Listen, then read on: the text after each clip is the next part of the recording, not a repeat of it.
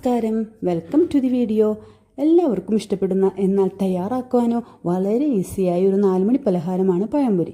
ഇന്ന് നമുക്ക് പഴംപൊരി തയ്യാറാക്കുന്നത് കണ്ടു നോക്കിയാലോ. ആദ്യമായി പഴംപൊരി തയ്യാറാക്കുന്നതിനാവശ്യമായ മാവ് തയ്യാറാക്കാം.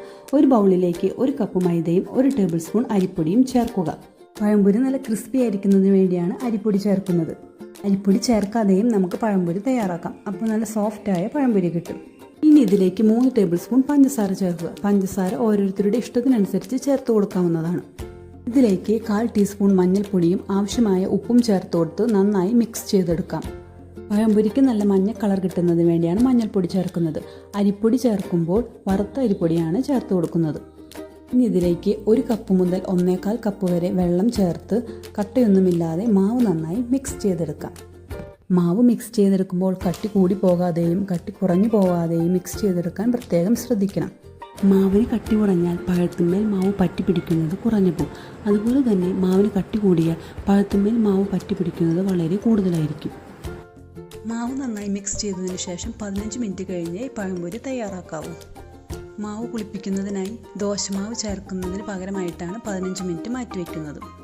ഇനി പഴംപൊരിക്ക് ആവശ്യമായ പഴം നമുക്ക് മുറിച്ചെടുക്കാം. തൊലി കുറച്ച് കറുത്തു തുടങ്ങിയ പഴമാണ് പഴംപൊരിക്ക് ഏറ്റവും നല്ലത്. എന്നാലേ നല്ല ടേസ്റ്റിയായ പഴംപൊരി കിട്ടും. ഞാനിവിടെ മീഡിയം സൈസിലുള്ള 5 പഴമാണ് എടുത്തിരിക്കുന്നത്. വലിയ പഴമാണെങ്കിൽ 3 പഴം മതിയാവും. ഒരു പഴം 3 പീസാക്കിയാണ് മുറിച്ചിരിക്കുന്നത്. വലിയ പഴമാണെങ്കിൽ നടുവേ മുറിച്ച് ചെറിയ പീസുകളാക്കി എടുക്കാം. ഇനി പഴം പൊരിക്കുന്നതിനാവശ്യമായ എണ്ണ ചൂടാക്കിയെടുക്കാം.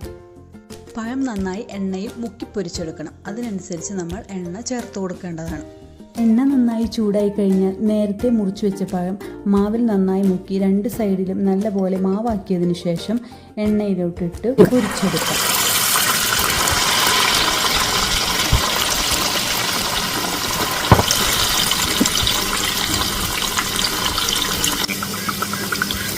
കളർ മാറി തുടങ്ങിയാൽ മറിച്ചിട്ട് വേവിക്കാം.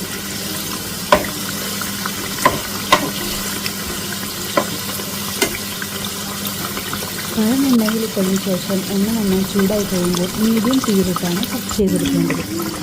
പഴംപൊരി ചെറിയ ഗോൾഡൻ നിറമാകുമ്പോൾ എണ്ണയിൽ നിന്ന് കോരിയെടുക്കാം. വളരെ എളുപ്പത്തിൽ ഇതുപോലെ പഴംപൊരി നമുക്ക് തയ്യാറാക്കിയെടുക്കാം.